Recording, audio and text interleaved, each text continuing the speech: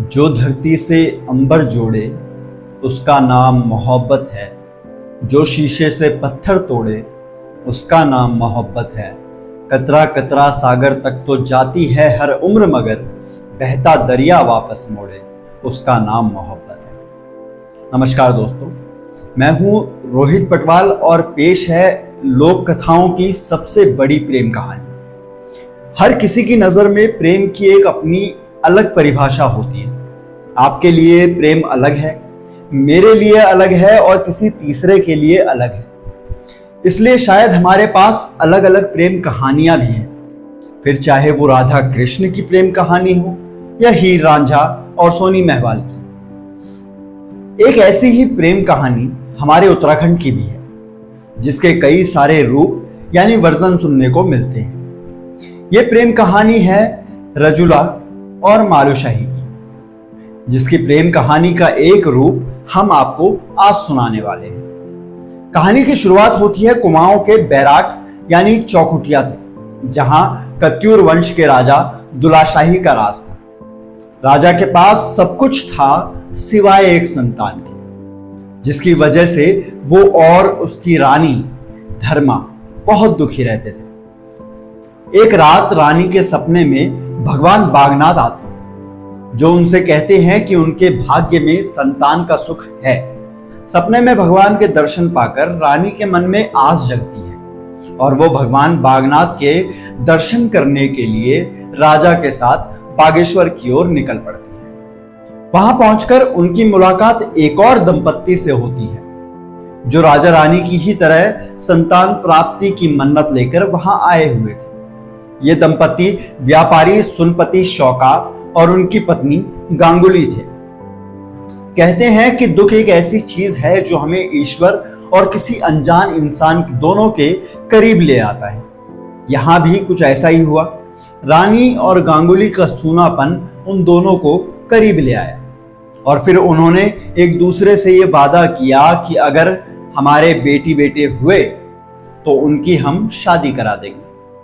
इस तरह नियति ने इस प्रेम कहानी की सबसे पहली नींव रखी। समय बीता और भगवान बागनाथ के आशीर्वाद के बाद राजा दुलाशाही के घर राजकुमार मालूशाही का जन्म हुआ और व्यापारी सुनपति शौका के घर राजुला का जन्म हुआ।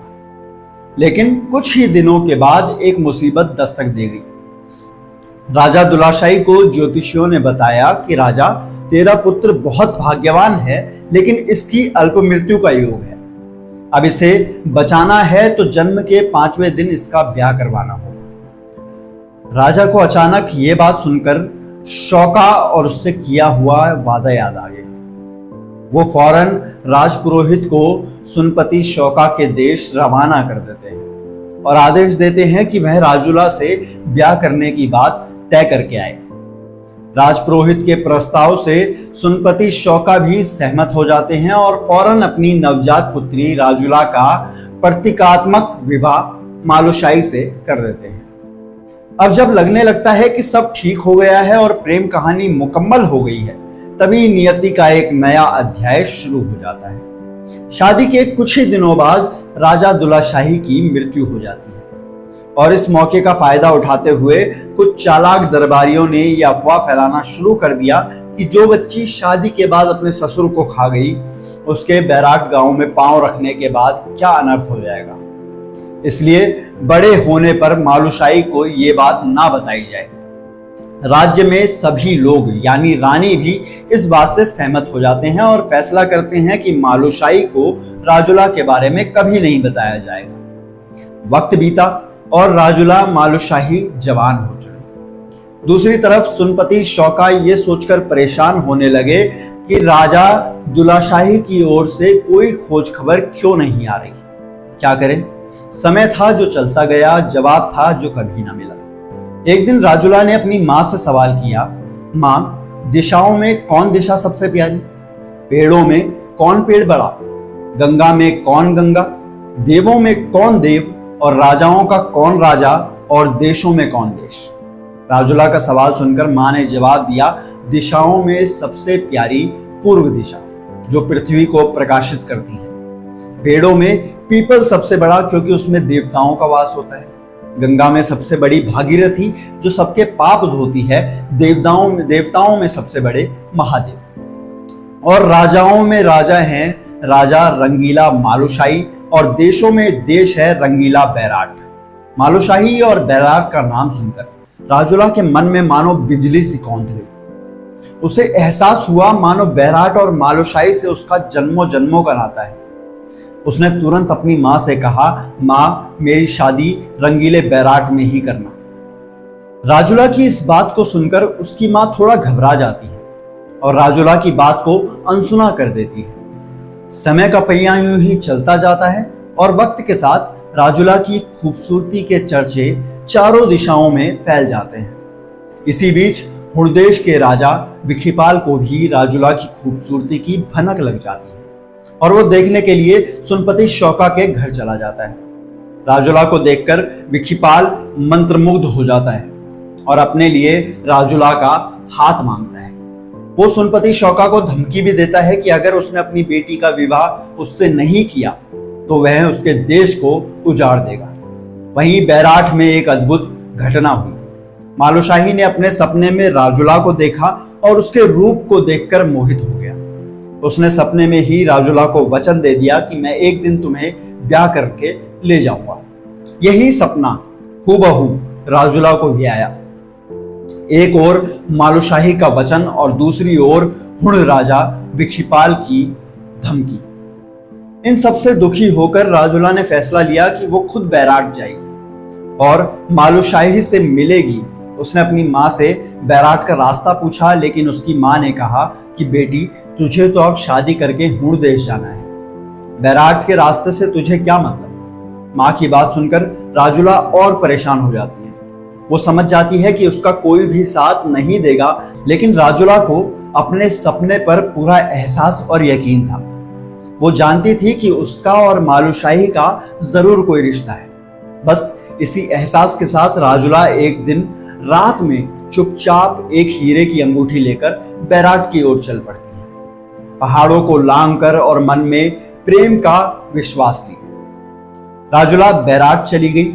इसी बीच मालुशाही ने भी शौका देश जाकर राजुला को ब्याह कर लाने की बात अपनी मां के सामने रख दी। राजुला का नाम सुनकर रानी के पांव तले जमीन खिसक गई।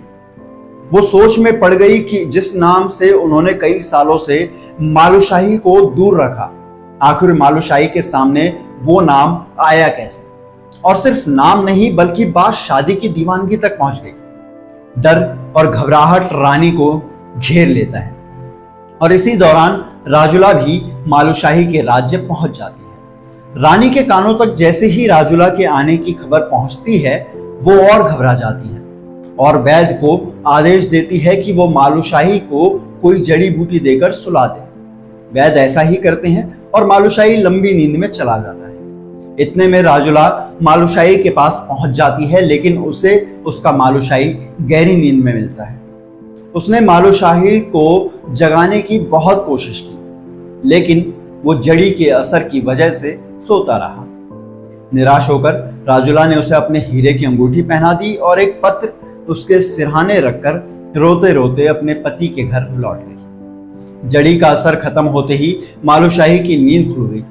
होश में आने पर मालू ने अपने हाथ में राजुला की पहनाई अंगूठी देखी और वो पत्र भी पढ़ा, जिसमें लिखा था कि मालू, मैं तो तेरे पास आई थी, लेकिन तू तो गहरी नींद के वश में था। अगर तूने अपनी माँ का दूध पिया है तो मुझे लेने होड़ देश आ जाना, क्योंकि मेरे पिता अब मुझे किसी और के संग ब्याह रहे हैं। ये पढ़कर राजा मालुशाही टूट जाता है। राजुला के विवाह की खबर ने मानो उसे जीते जी मार दिया। उसे विश्वास नहीं होता कि उसकी अपनी माँ ने उसके साथ ऐसा किया। उसका मन उचट जाता है, लेकिन वो जानता था कि ये समय विलाप का नहीं है, बल्कि राजुला को हूण देश से वापस लाने का है। और इसी खातिर वो गुरु गोरखनाथ की शरण में चला जाता है। दरअसल होड़ देश के लोग तंत्र विद्या के महारथी थे और वो जानता था कि उनसे मुकाबला करना आसान नहीं होगा। मालुशाही ने गुरु गोरखनाथ से हाथ जोड़कर विनती की कि राजुला से मिलवाने में वह उसकी मदद करे, लेकिन गुरु गोरखनाथ भांप चुके थे कि यह काम इतना भी आसान नहीं। इसलिए उन्होंने मालूशाही से वापस जाकर राजपाट संभालने को कहा। लेकिन मालूशाही भी कहाँ मानने वाला था। वो प्रेम में था, और वो प्रेम जो उसके जीवन का मकसद और मर्म बन गया था। वो राजुला का दुख भी समझ रहा था और इस तरह उसे अकेला कैसे छोड़ सकता था। मालू का प्रेम देखकर गुरु गोरखनाथ पिघल जाते हैं और मालूशाही को दीक्षा देकर बोक्साड़ी विद्या सिखा देते हैं। मालूशाही को वे तंत्र मंत्र भी सिखाते हैं जिनसे वो होड़ देश के विष से बच सके। इसके बाद मालूशाही ने राजुला से मिलने के लिए राजपाट छोड़ा और धुनी की राख शरीर पर लगाकर जोगी का वेश धर मालूशाही जोगी के वेश में घूमता हुआ आखिरकार होड़ देश पहुंच जाता है। साथ में चालाकी से अपनी कस्तूरी सेना को भी लेकर चला जाता है। माली घूमते घूमते राजुला के महल में पहुंचा। वहां बड़ी चहल पहल थी क्योंकि विखीपाल राजुला को ब्याह कर लाया था। विखीपाल जोगी को देखता है और उसे महल के भीतर आने को कहता है। उसे जोगी के हाव भाव देखकर ही लग गया था कि यह जरूर कोई बहरूपिया है और हो ना हो कोई राजा है। विखीपाल उसे और उसके साथ आए साधुओं को खत्म करने की योजना बनाने लगता है। लेकिन मालू को इस बात की बिल्कुल चिंता नहीं होती क्योंकि उसकी नजरों में राजुला को ढूंढना ज्यादा जरूरी था। राजा विखीपाल की योजना थी कि वो मालू को खीर खिलाने के बहाने जहर दे देगा और इस काम को पूरा करने के लिए वो अपने सैनिकों और दरबारियों से मिलने चला जाता है। मालूशाही के पास यही मौका होता है जिसमें वो राजुला से मिलने की पूरी कोशिश कर सकता है।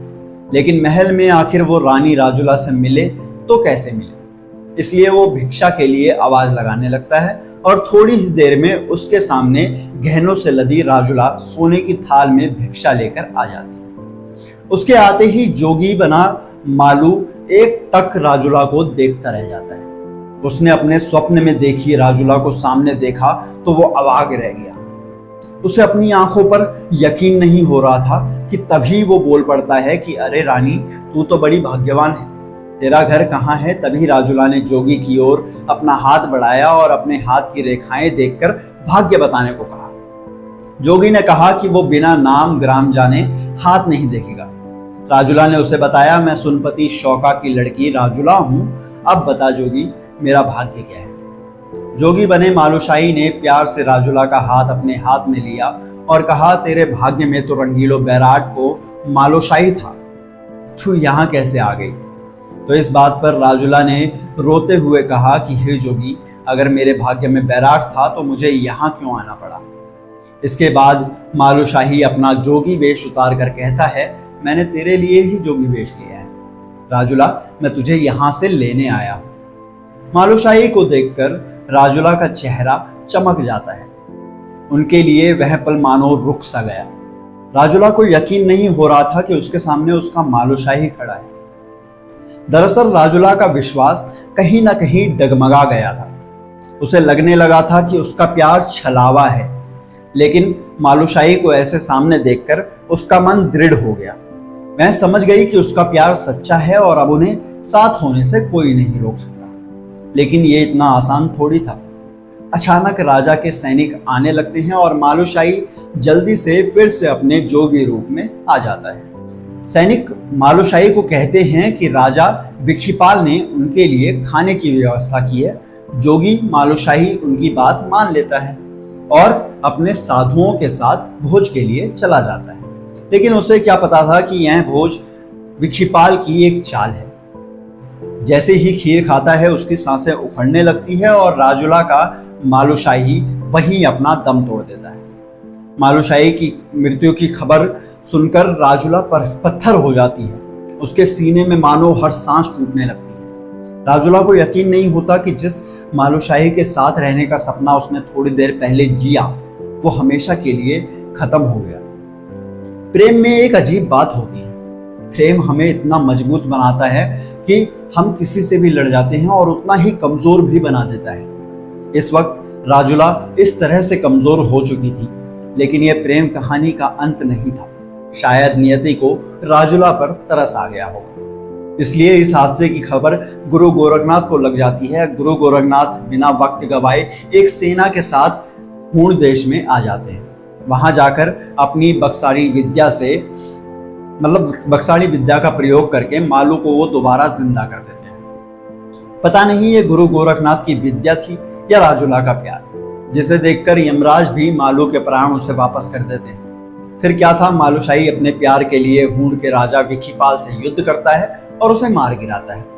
इसके बाद मालू ने अपनी जीत का संदेश अपनी माँ के बैराठ भिजवाया, जिसके बाद माँ ने रानी राजूला का स्वागत किया और पूरे राज्य को मालूशाही बैराठ पहुंचा दिया, जहां पर उसने धूमधाम से राजूला की शादी करी और दोनों हंसी खुशी साथ रहकर प्रजा की सेवा करने लगे। किसी ने बहुत सही कहा है कि ये इश्क नहीं आसा, बस इतना समझ लीजिए एक आग का दरिया है और डूब के जाना है। हमारे उत्तराखंड की प्रेम कहानी जिसमें त्याग, बलिदान और कुछ कर गुजरने की हिम्मत दिखती है।